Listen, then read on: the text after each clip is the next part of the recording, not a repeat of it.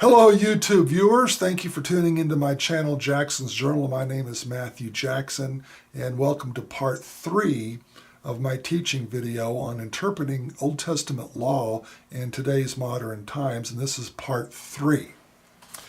Let me go ahead and just recap some things that I talked about in earlier videos.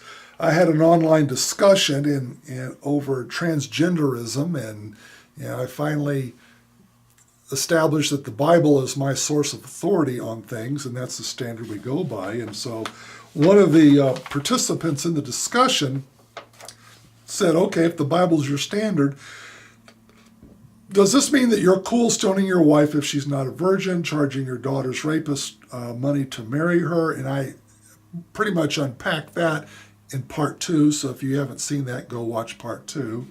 Chopping up a woman who's been raped all night long and then mailing her body parts to all the coast of the country. Do you eat pork, shrimp, or oysters? Do you blend your fibers? I talked about the pork, shrimp, and oysters, the dietary laws, and also blending your fibers. I talked about that in part 1 of this series. In this video, part 3, I'm going to talk about and unpack the "Are you cool stoning your wife if she's not a virgin?"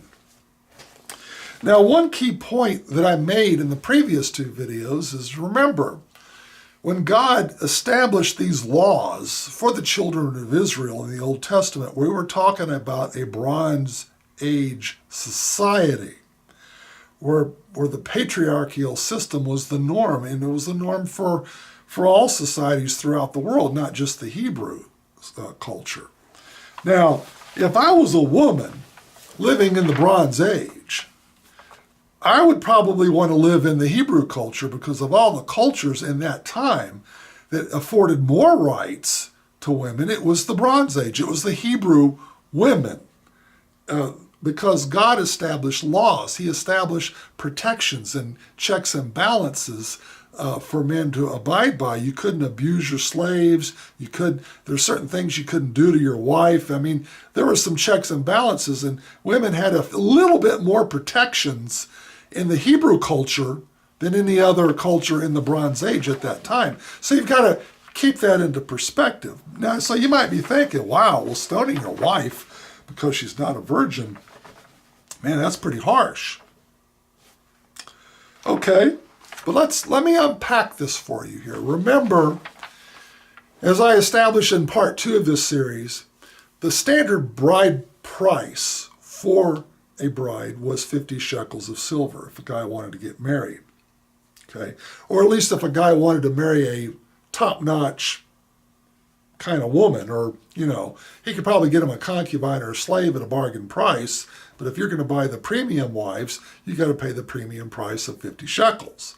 So if a guy spends 50 shekels of silver, that woman better be a virgin. And if she's not, yeah, I can understand why the husband would be pissed for not having a virgin for a wife.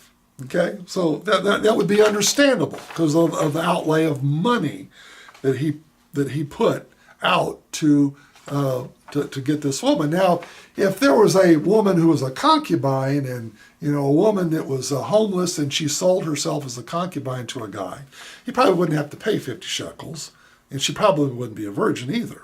She might be a widow. You never know. But we'll get into that later. So, yeah. Now, the text that talks about stoning a woman if she's not a virgin when she gets married, you can look that up in Deuteronomy 22, 13 through 21. Now, on the surface, you hear, oh, stone the woman if she's not a virgin. Well, it's a little more complicated than that. It's not that quite cut and dry. There's some steps that have to be gone through in order to get to that point.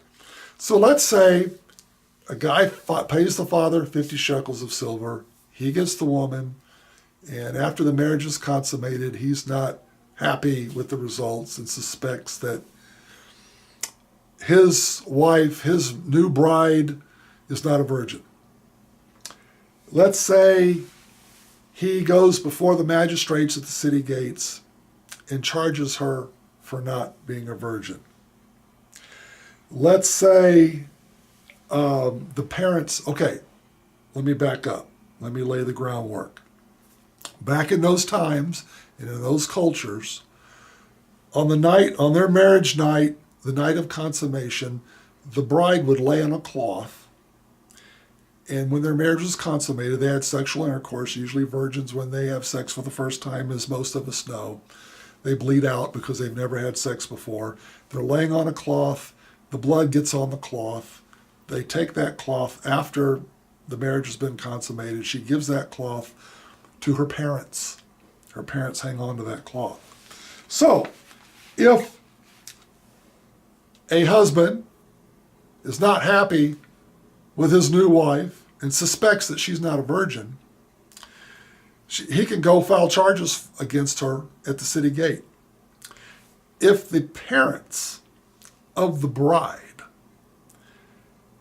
can take that cloth and say, she was a virgin when we sold her and received 50 shekels of silver for her to this guy. She was a virgin. Here's the cloth to prove it. Well, guess what happens to the husband? The husband has to pay a fine of not 50, but 100 shekels of silver. Let that sink in. You think 50 shekels of silver is a lot of money? 100 is more. Now remember, he just paid 50 already. Now, if he's proven wrong, he's going to have to pay 100. Plus, he would lose his divorce rights. The woman that he just married, that he didn't think was a virgin, would now own him pretty much, because she has the security of never having to get divorced or be a victim of divorce. So when the husband is about to accuse his newly married wife that she's not a virgin, his friends would probably pull him aside and say, dude, you might want to just let this one go, because if you're wrong, you would have to pay her father 100 shekels of silver. Dude, do you have 100 shekels of silver in your bank account? Are you really sure you want to do this? Do you really want to lose your divorce rights? So any man that would ever accuse his wife of not being a virgin when they got married, he better be absolutely certain, because if he can't prove otherwise, he is toast.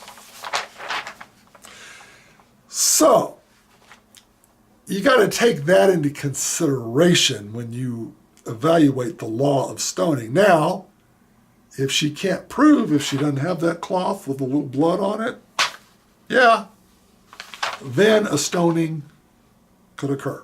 Yeah. So the Bible does make a provision for that. Thank God in today's times that punishment is not working, or we're not using that. Now, having said that, like I said in the earlier video, God has different ways of enforcing his laws. Being a virgin till you get married is still a good idea. Having sex out of wedlock is still a bad idea, even though you may not get stoned for fornicating or committing adultery. So the principle, the overriding principle, is the same. We may just have different ways of enforcing it. So that pretty much takes care of the stoning your wife if she's not a virgin. So that's the end of part 3. Now, the next video will be part 4, and we're going to break down the text in Judges 19 and 20. This is a very interesting story. This is the story where a woman who was raped all night long. She gets all dismembered, and I'll break all that down for you in the next video. So again, thank you for watching. Please feel free to subscribe to my channel or watch some of my other teaching videos.